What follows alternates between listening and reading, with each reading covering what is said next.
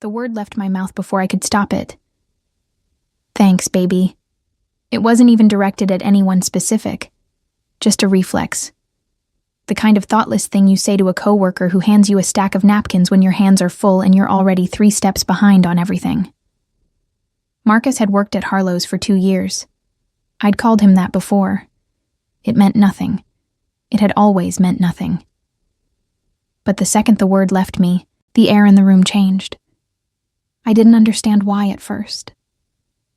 I was still balancing a tray of water glasses, still mentally running through the seating chart for table 9, still trying to remember whether the gentleman in the corner had asked for still or sparkling.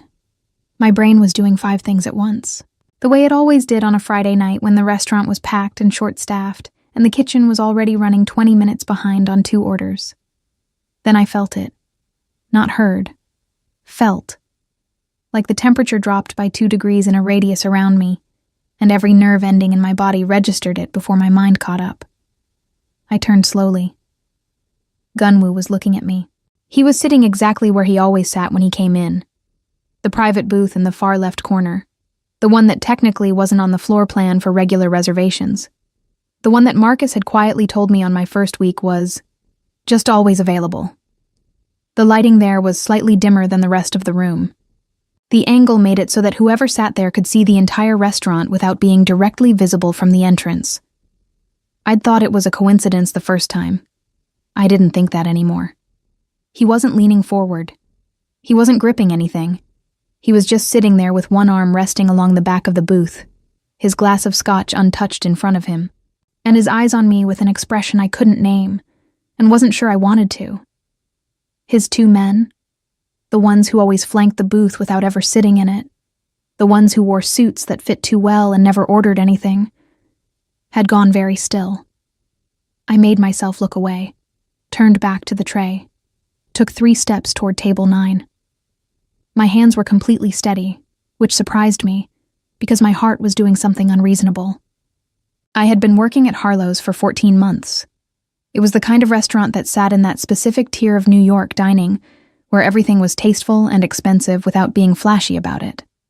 Dark wood paneling, white linen, a bar that served cocktails with names you had to ask about. The clientele was mostly finance people, a few lawyers, the occasional visiting executive who'd been recommended the place by someone who knew someone. It was calm in a deliberate way, controlled. I had taken the job because I needed the income, and the hours were predictable. And I had told myself it was temporary, while I figured out what came next. After the marketing agency I'd worked at for 3 years, quietly dissolved into nothing, following a series of decisions made by people several floors above me. That had been 14 months ago. The temporary thing had quietly become my life. I was good at the job. Not in a way that anyone would have written home about, but in the way that mattered. I was fast. I was accurate. I remembered orders without writing them down for tables of 4 or less, and I didn't make the guests feel like they were being managed. Marcus had told me once that I had a naturally disarming quality, and I hadn't known what to do with that, so I just said thank you and kept moving. Gunwoo had first come in on a Tuesday, 6 months ago. I hadn't known who he was. That sounds naive now, but at the time it was just true. He'd been seated at that corner booth and I'd been assigned the section, and I'd approached the table the way I approached every table. Professional, easy, a little warm, but not excessive. And he had looked up at me with those dark eyes and said simply, "Water." Then the menu. Not rude, just precise. Like someone who had decided a long time ago that every word used should carry its full weight and no more. I'd brought the water. I'd brought the menu. He'd ordered the duck without asking about it. He'd left a tip that made me double-check the bill twice. He came back the next Tuesday, and the one after that. By the 3rd time, I'd noticed that people in the restaurant behaved differently when he was there. Not visibly, nothing you could point to specifically. But there was a quality of awareness that spread through the room when he walked in, like everyone had registered something at a frequency just below conscious hearing. The host moved faster. The manager straightened. Even the other guests, who had no reason to know who he was, seemed to lower their voices slightly without realizing it. I'd asked Marcus about it after the 4th visit. Marcus had been quiet for a moment, stacking clean glasses behind the bar, and then he'd said, "Just make sure his water is always full, and don't ask questions you don't need the answers to." Which was its own kind of answer. I learned his name from a reservation. Gunwoo Shin. The listing had no company affiliation, no contact number beyond a single line that routed to someone who answered and confirmed and offered nothing else. I'd typed the name into my phone once, late at night after a shift, and then I'd close the browser before the results fully loaded. Some things you don't need to know to already know. What I did know, from 6 months of Friday nights and the occasional Tuesday, was smaller and more specific. He drank scotch but rarely finished it. He ate slowly. He never touched his phone at the table, which was unusual enough that I'd noticed it the second time and never stopped noticing it. His men changed occasionally, different faces, same energy, same way of standing that made them look like they'd been placed there rather than arrived on their own. He spoke Korean on the rare occasions he spoke to them, low and brief, and whatever he said always produced immediate, quiet action. He had never been anything other than composed with me, polite even, in a stripped-down way that felt more like respect than courtesy. He said please when he ordered, which sounds like a small thing and isn't. He had also, in 6 months, never once looked at me the way he was looking at me right now. I refilled the water at table 9. I smiled at the couple sitting there. I took the sparkling versus still question back to the kitchen and sorted it out. I did all of this on autopilot, while something in the back of my mind kept tugging at me, insisting I was missing something, insisting the word I'd thrown at Marcus like loose change had landed somewhere it shouldn't have, and I didn't yet understand the weight of where it had fallen. When I came back out onto the floor, I glanced toward the corner booth without meaning to. Gunwoo's glass was still untouched. He was talking to one of his men now, or rather, the man was talking, leaning in slightly with the posture of someone delivering information. But Gunwoo's eyes tracked to me the exact second I appeared. Not a glance, not a sweep of the room, directly to me, as if he'd known precisely where I'd emerge from and had simply been waiting. I looked away first. I always looked away first. That had become an unspoken rule between us over 6 months, one I wasn't sure either of us had formally agreed to. But tonight, for the first time, looking away didn't feel like enough. It was Marcus who came to find me near the server station 20 minutes later, and the expression on his face was careful in a way that made my stomach tighten before he said a word. "He asked for you," Marcus said. "For me specifically?" "By name, Amelia." I held the cloth I'd been using to wipe down glasses and said nothing for a moment. Gunwoo had never asked for me by name before. He'd always simply been seated in my section, and I'd always simply appeared, and that arrangement had functioned without either of us having to acknowledge it directly. "Did he say why?" I asked. Marcus gave me a look that suggested that was not a question he had thought to ask, and probably for good reason. I set down the cloth. I smoothed the front of my apron once, a habit that meant nothing but gave my hands something to do. Then I walked toward the corner booth, across the restaurant that had not actually gone quiet, but that felt quieter to me with every step, until I was standing at the edge of Gunwoo's table, with what I hoped was a completely normal expression on my face. He looked up at me. The tattoos at his collar were just visible above the open button of his shirt. Dark ink against his neck, intricate, the kind of work that took hours and meant something. I had never let myself look directly at them before. I wasn't entirely sure why I was looking at them now. "Sit down," he said. It wasn't a question. I sat down. That was the thing that surprised me most about myself in that moment. Not that he'd asked, but that I did it without hesitating. Some part of me had apparently already made the decision, before the rest of me had time to weigh in on it. I pulled out the chair across from him, the one that his men had quietly stepped away from without being told, and I sat down like I'd been invited to something I didn't fully understand, and had decided to accept anyway. The booth felt different from the inside. From the floor, working my section. It had always looked like just a table. Slightly removed, slightly dim. Nothing remarkable about the physical space itself. But sitting in it, I understood immediately why he always chose it. You could see everything from here. The entrance, the bar, the kitchen pass, the other tables, the street through the front glass. Every corner of the room was visible without effort. It wasn't just a preference for quiet. It was a position. Gunwoo hadn't moved. Both hands were resting on the table. Relaxed, open, no tension in them. And he was watching me with the same expression he'd had across the room. I still couldn't name it exactly. It wasn't anger. Anger had a heat to it that I could have recognized and worked with. This was something cooler and more deliberate, like he was running a calculation and had decided to let me watch him do it. "You've worked here how long?" he said. 14 months. "And before that?" I blinked. "Marketing. Why?" He didn't answer the why, just let the question sit there unanswered in the space between us, which I was starting to understand was something he did intentionally. He picked up his glass, finally, and took a slow sip of the scotch, and then set it down with the kind of care that people use with things they respect. "The man you called baby," he said. "Who is he to you?" My first instinct was to say nobody, because that was the truth, but the word felt suddenly too small and too large at the same time, and I was aware that I was being watched by someone who had probably spent a significant portion of his life evaluating the gap between what people said and what they meant. "A coworker," I said. It was a reflex. It didn't mean anything. Gunwoo looked at me for a moment longer than was comfortable. "I know that," he said, which made the entire conversation more confusing, not less.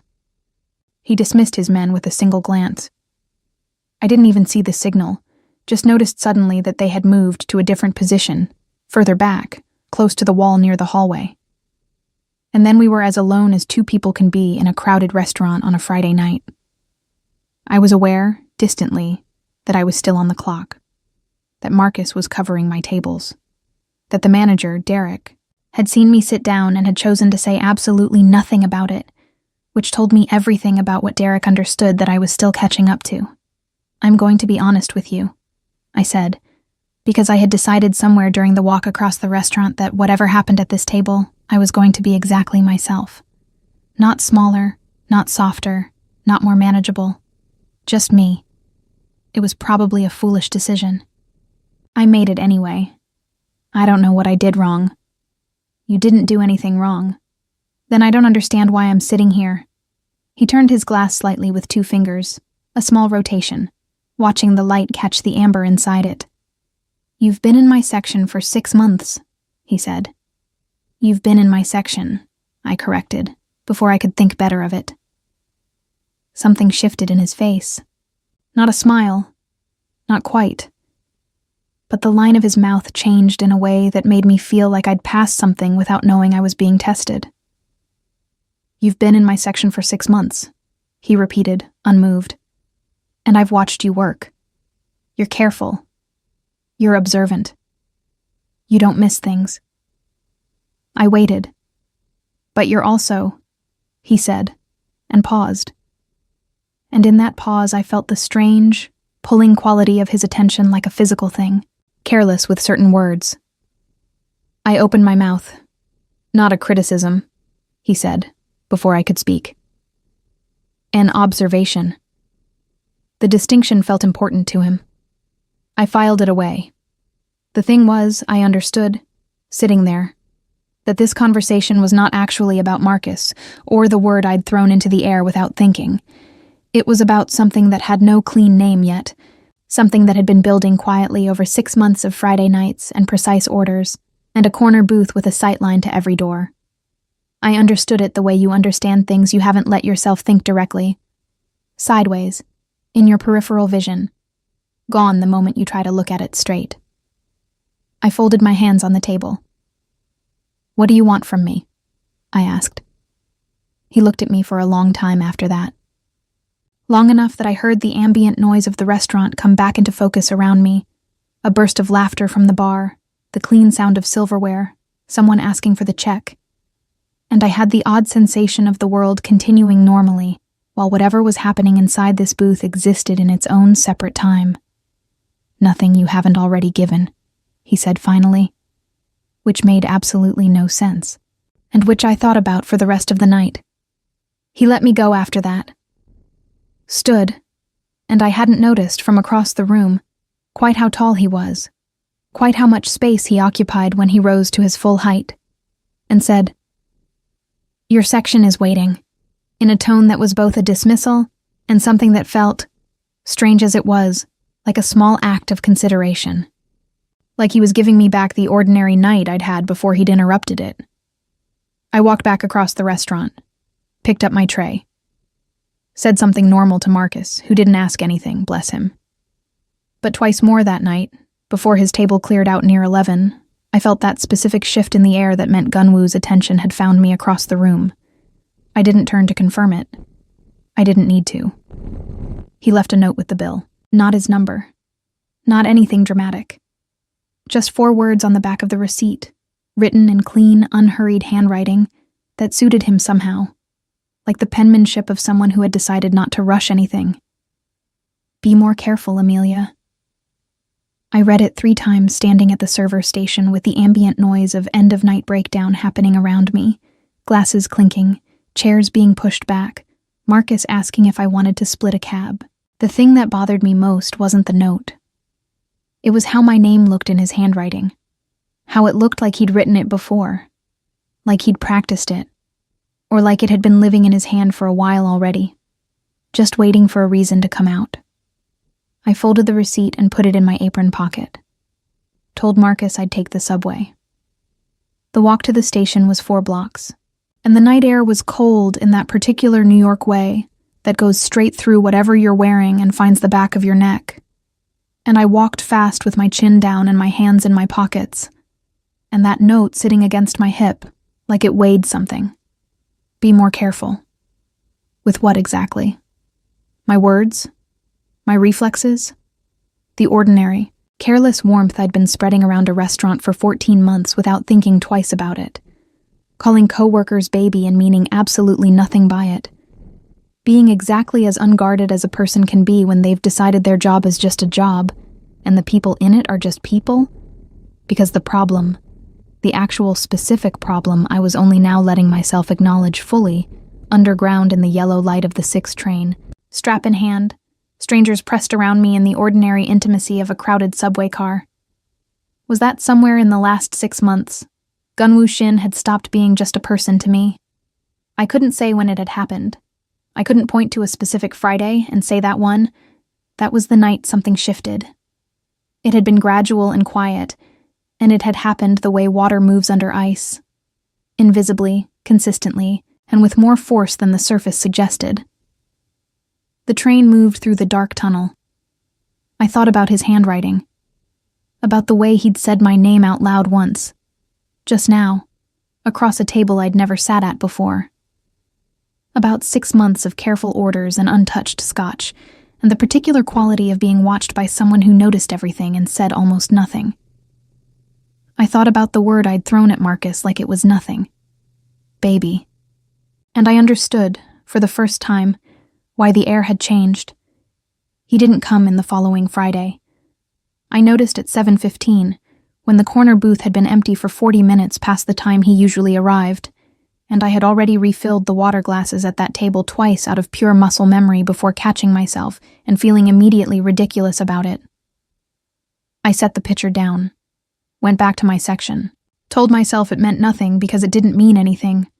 People changed their routines. People had other places to be. People who ran whatever Gunwoo Shin ran certainly had Friday nights that had nothing to do with a restaurant on the Upper East Side, and a waitress who had been careless with a word. Marcus didn't say anything about it, which meant he'd noticed too. By 9 o'clock I had stopped looking at the door. Or I had stopped looking at the door in a way I was willing to acknowledge to myself, which is a different thing. The note was still in my apron. I had washed the apron twice since that night, and both times I'd taken the receipt out first, set it on the bathroom shelf, and then put it back when the apron was dry. I hadn't examined this behavior closely, I wasn't ready to. The shift ended at 11:30. I changed out of my uniform in the small staff bathroom and walked out into the November cold. And standing on the sidewalk directly outside the entrance, slightly to the left so as not to block the door, was one of Gunwoo's men. I recognized him immediately.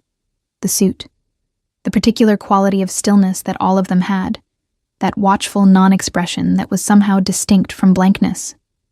He was looking at me without any pretense of looking at something else, which was almost more unsettling than if he'd tried to be subtle about it. "Ms. Amelia," he said. Just that. My name, with a formality that landed strangely on the cold air. "Yes," I said, because what else do you say? "Mr. Shin would like you to have this." He held out a card, thick, cream-colored, the kind of cardstock that costs more than it should. On it was a single phone number, handwritten, and below it in the same unhurried script from the receipt, "When you're ready." I took it.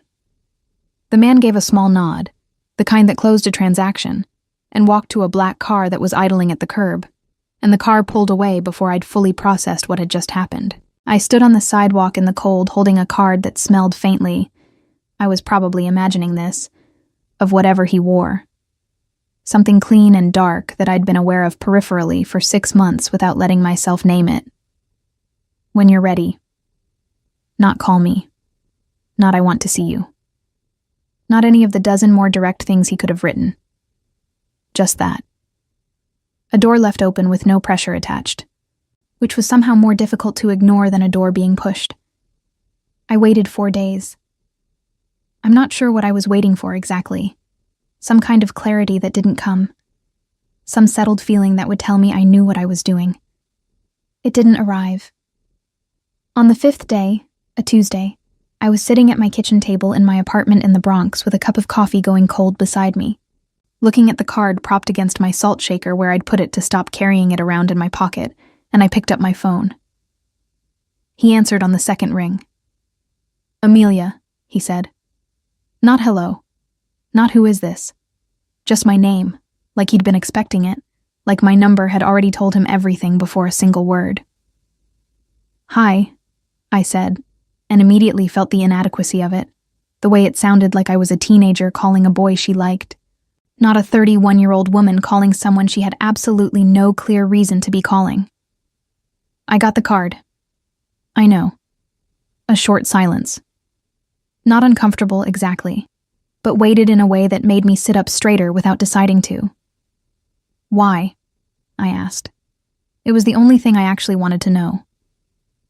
He was quiet for a moment. I heard nothing in the background. No traffic, no voices, no ambient noise of any kind, as if wherever he was existed in a soundproofed separate world. "Because you sat down," he said. "I thought about that." "That's it?" "That's enough."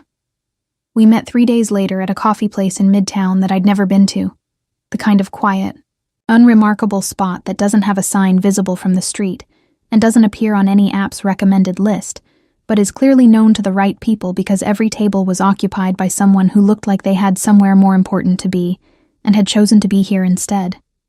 Gunwoo was already there when I arrived. Of course he was. I was 2 minutes early and he was already settled at a corner table. Not the darkest corner this time, but still angled toward the door, still positioned with that automatic, probably unconscious need to see everything that came in.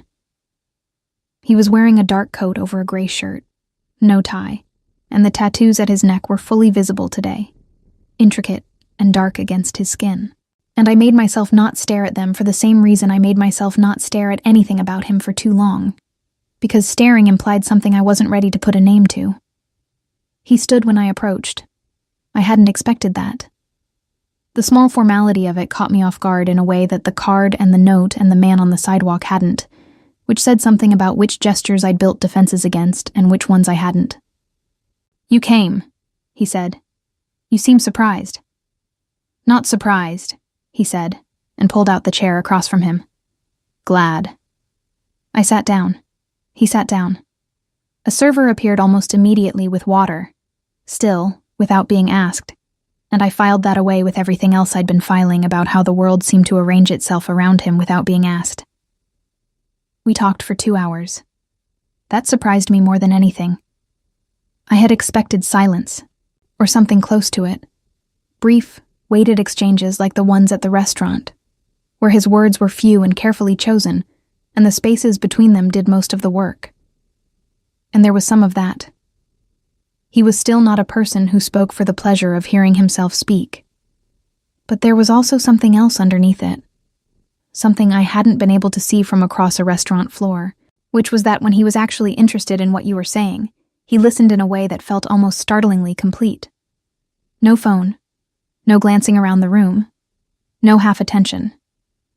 He asked about the marketing job. Not with pity, just with genuine, practical curiosity. What had I done there?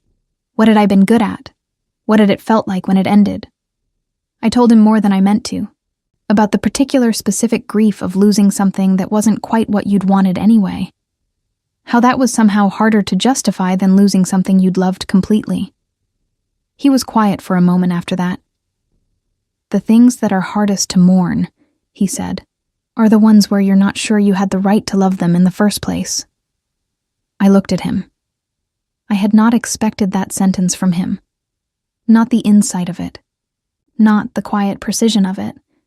Not the way it landed directly on something I hadn't managed to articulate to myself in 14 months of processing. I had the sudden, disorienting feeling of being seen by someone I hadn't given permission to look. Yeah, I said, and my voice came out slightly different than I intended. Exactly that. He didn't push it. Didn't follow it up with anything that would have made it a bigger moment than it was. Just let it settle, and moved on to something lighter. And I spent the next 20 minutes talking about almost nothing, and feeling the tension in my shoulders slowly release. In a way I hadn't noticed they'd been holding. When we left, he walked me to the corner where I'd need to turn for the subway. His men were somewhere nearby. I'd clocked 2 of them at different points during the 2 hours. Both at a distance that required attention to notice. But at the corner it was just the 2 of us in the cold, and he stopped before I did, and turned to face me. "I'll be at Harlow's on Friday," he said. I figured. "I wanted you to know in advance." I tilted my head slightly. "Why?" He looked at me with that expression I'd been trying to name for 6 months. And in the cold afternoon light of Midtown, I was finally close enough to read part of it. It wasn't possession, exactly, though there was something in that register. It wasn't desire, though that was somewhere in it too. It was more like recognition. The look of someone who had identified something and was being careful with it because he understood its value and didn't intend to be careless. "Because I don't want you to be caught off guard," he said. Then, after a pause, "By me." He said goodbye without touching me. The car was there before I'd taken 3 steps.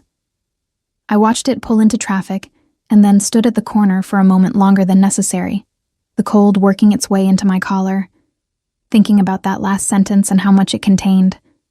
By me. Like there were other things I should still be watching for.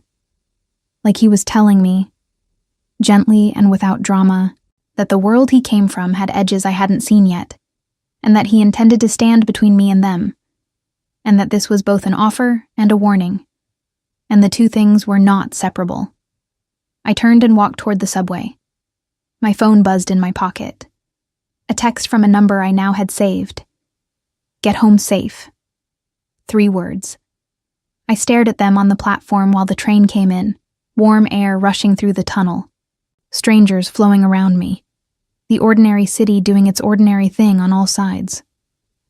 I typed back, "I always do." His response came before the doors closed. "I know. I've made sure of it." The doors shut. The train moved. I sat with my phone in my lap and that text on the screen, and the slow, arriving understanding that made sure of it was not a figure of speech. That some part of what I'd taken for safety, for ordinary luck, for the unremarkable texture of an unremarkable life, had not been unremarkable at all. I didn't sleep well that night. Not because I was afraid, or not only because of that, but because the text sat in my head, the way certain sentences do when they rearrange something you thought was fixed. I've made sure of it. I kept turning it over, looking at it from different angles, trying to find the interpretation that made it feel smaller or less significant. And every time I arrived back at the same place, he had been watching over me in some capacity for longer than our conversations had existed. Before the coffee, before the note, before I'd ever sat down across from him in that booth. The question I couldn't answer was how long. I thought about the last 14 months with that new lens, and it was like looking at a photograph you'd seen 100 times, and suddenly noticing a figure in the background that had always been there. The cab that had pulled up exactly when I needed one on the night it rained, and my phone was dead. The man who had been leaning against the building across from my subway stop 3 or 4 times, who I'd categorized as a neighbor, without thinking about it. The time someone had followed me for half a block near the restaurant, and then simply stopped, as if they'd hit an invisible boundary.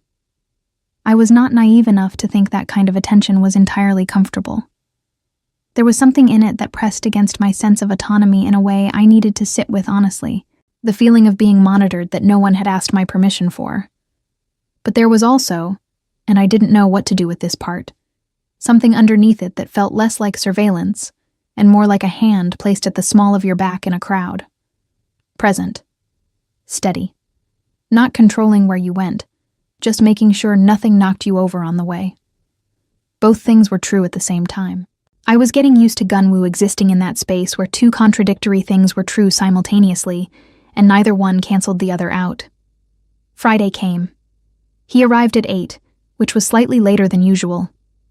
I saw the shift happen in the room, that particular collective adjustment, chairs straightening, voices dropping a register. And then he was walking through to the corner booth with the easy, unhurried movement of someone who had never needed to hurry because the world had learned to wait for him. He was wearing black again.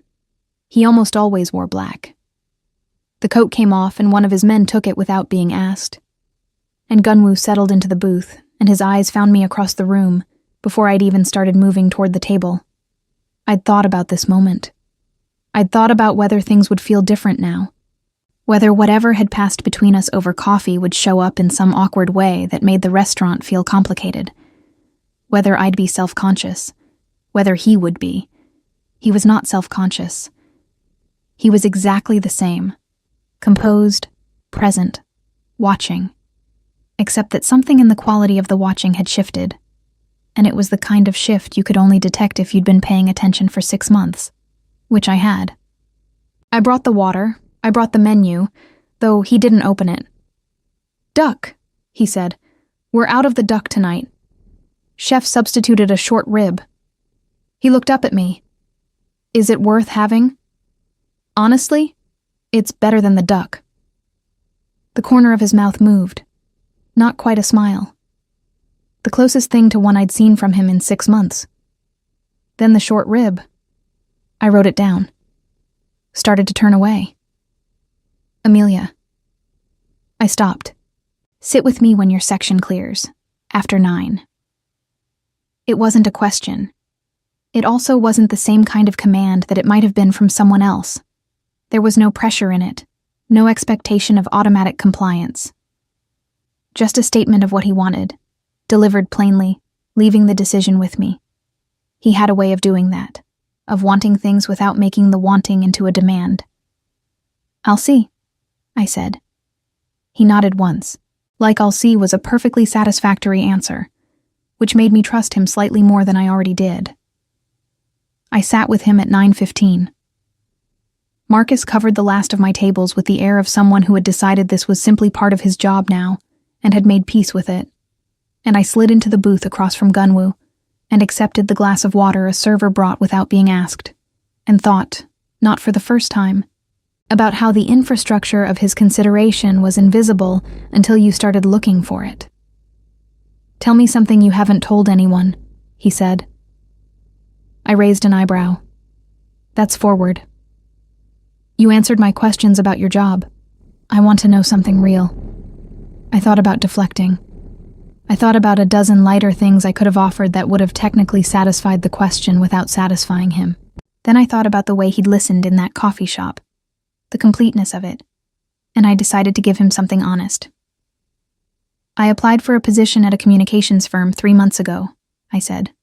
A real one, not a lateral move, director level. I made it to the final round. I paused. I withdrew my application. He was quiet, waiting. I told myself it was because the timing wasn't right, that I wasn't ready. I looked at the table. But the actual reason is that I got scared. Not of failing, of getting it and then having it taken away again.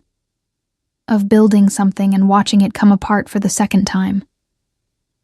I picked up my water glass, set it down without drinking. Which is a cowardly reason. It's a human reason, he said. Same thing, sometimes. He shook his head slightly. No, it isn't.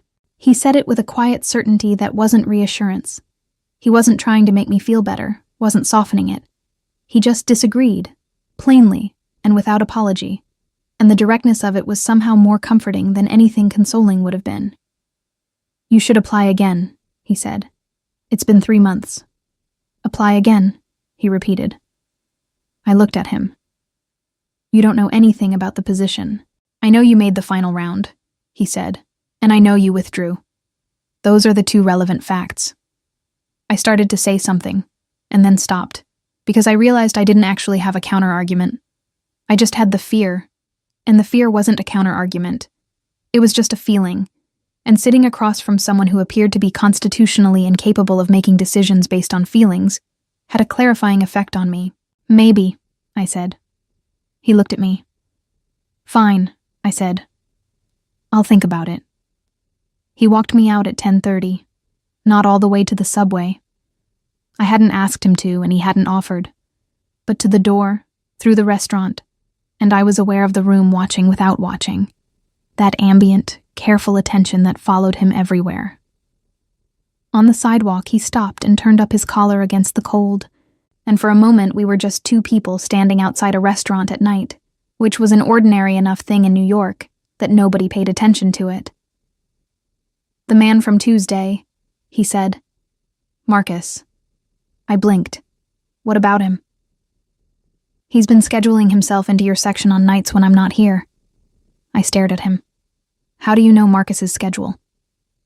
He held my gaze and said nothing, which was its own answer.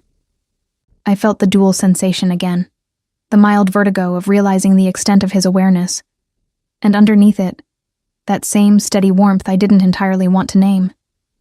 I pressed my lips together. Marcus is a coworker. I know that. Then why are you telling me? He was quiet for a moment. The city moved around us. A cab, a couple walking a dog, the ordinary November night. Because, he said, I want you to understand something. I waited. I don't make claims on things that aren't mine. He said it evenly, without heat, each word settled and deliberate. But I also don't pretend not to want what I want. The cold air sat between us. I could hear my own heartbeat with unusual clarity. And what is it you want? I asked. My voice came out steadier than I felt. He looked at me for a long moment. In the light from the restaurant window, I could see the details I usually only caught in pieces. The sharp line of his jaw, the ink at his throat, the dark eyes that had been watching me across this room for 6 months before either of us had said anything real. You already know, he said. And the frustrating thing, the thing that kept me awake later, staring at my ceiling with the cold working through the windowsill, was that he was right. I did already know. I had known for a while, in that sideways peripheral way I'd been refusing to look at directly. He said goodnight. The car was there. He was gone in under 30 seconds, the way he always disappeared, completely, cleanly, no trailing edge. I stood on the sidewalk for a moment. Then my phone buzzed. The firm is called Aldridge Communications. The position is still open. The hiring director's name is Patricia Weiss. I read it twice. 3 times. He had looked it up. He had looked it up either during dinner or before it, because he had expected this conversation or something like it, and he had come prepared with the specific information I would need to stop using ignorance as an excuse and actually do the thing I was afraid to do. I laughed once, a short surprised sound in the cold night air. Then I opened my laptop when I got home and found the listing for Aldridge Communications and started rewriting my cover letter, and I did it with a specific and unfamiliar feeling sitting in my chest. Something between being known and being pushed, between being seen and being refused the comfortable smallness of staying unseen. I wrote until 1 a.m. It was the best cover letter I'd ever written. I got the interview on a Wednesday. Patricia Weiss's assistant called at 10 a.m. while I was still in my apartment, still in the oversized sweatshirt I'd slept in, halfway through a cup of coffee that had gone cold while I was reading the news. I said yes so fast that I had to repeat myself because she hadn't finished the sentence about available dates. She chose Thursday of the following week. I wrote it in my calendar in capital letters, and then sat at my kitchen table with my phone face down and my heart going at a pace that had nothing to do with the caffeine. I didn't text Gunwoo right away. I sat with it for a few hours, turning over the question of whether to tell him at all, whether doing so would mean something I wasn't prepared to define yet. Then I picked up my phone and typed, "I have an interview. Thursday." His response came in under a minute. "I know." I stared at that for a long moment. Then, because there was no version of me that was going to let that go without comment, "Of course you do." 3 dots appeared. Disappeared. Then, "You'll do well. Not good luck. Not I hope it goes okay."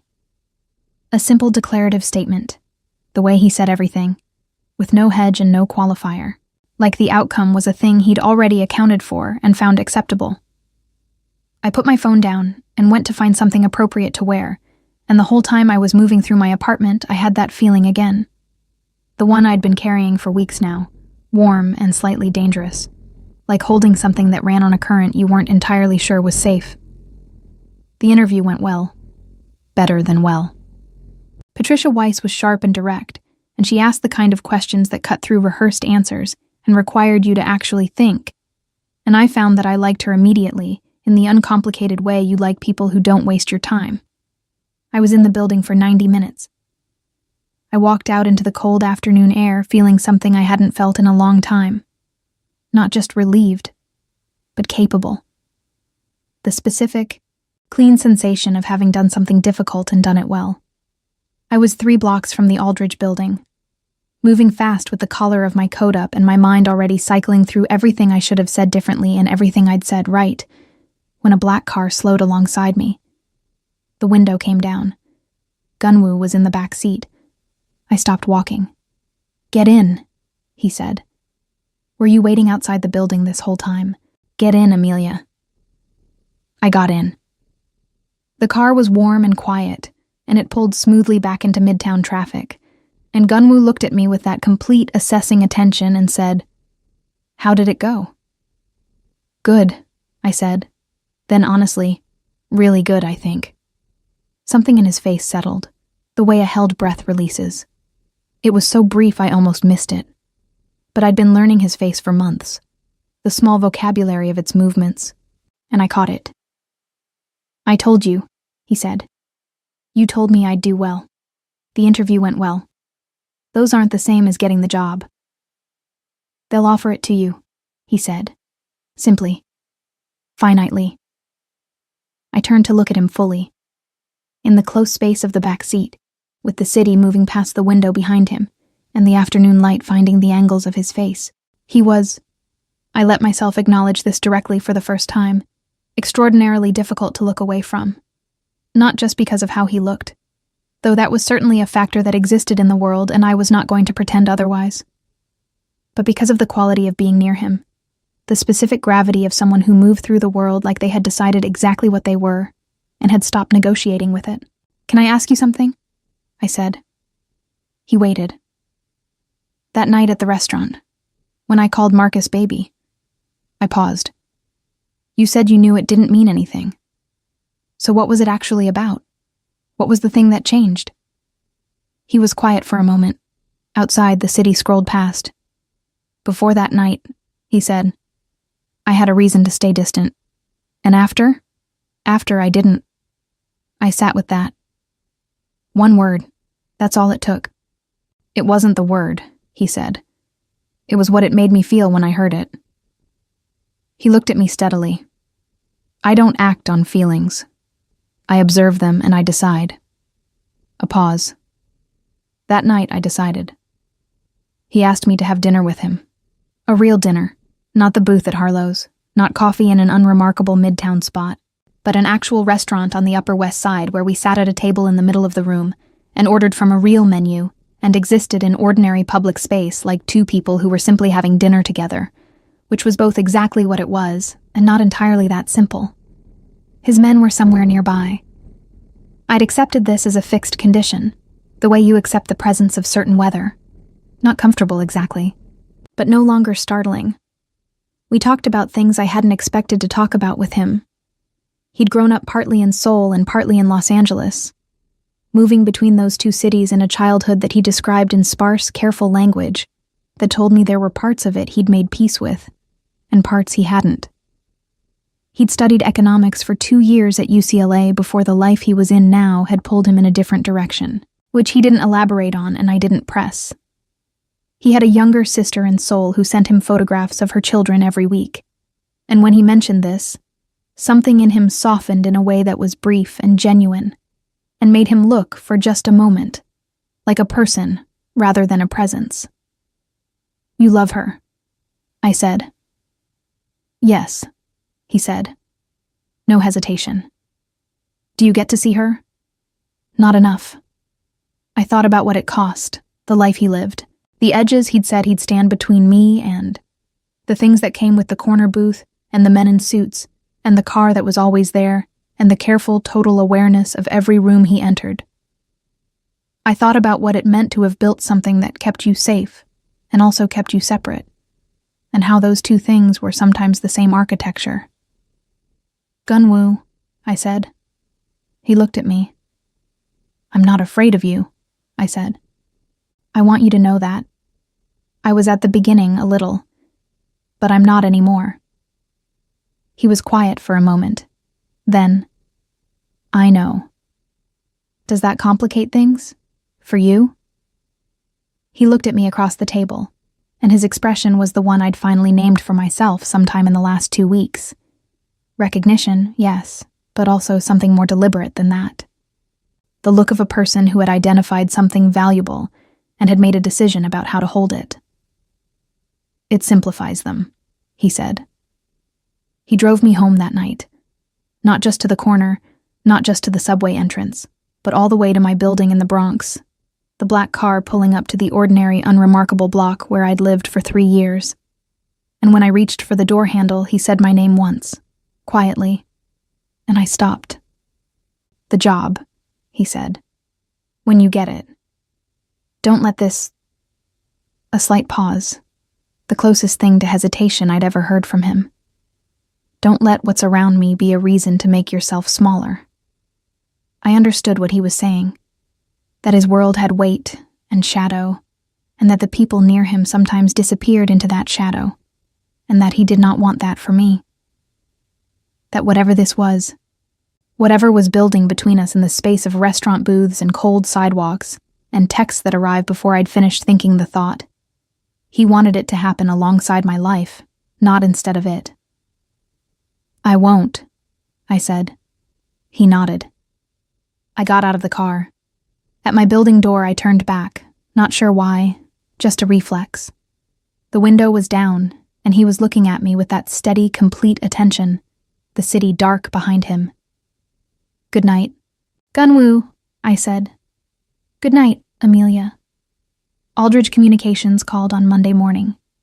I was on the subway when the call came in, jostled between strangers, bad signal cutting in and out, and I pressed the phone to my ear and said, yes, yes, I understand, yes, and hung up and stood in the moving train, with the offer ringing in my head and my eyes stinging in a way I was not going to explain to anyone around me. I texted him one word, yes. He responded immediately, and it was the first time in all of it, the notes and the cards and the declarative statements delivered like facts. that he sent me something that felt entirely unguarded. I know. Congratulations. And then, after a short pause, a second message. I'm proud of you. I read it twice, looked up at the tunnel rushing past the window, felt the particular fullness of a moment that doesn't announce itself as important, but that you know, even while it's happening, that you'll carry it for a long time. The train came out of the tunnel into gray morning light, the Bronx spreading out around the elevated tracks, and I was different than I'd been when I got on.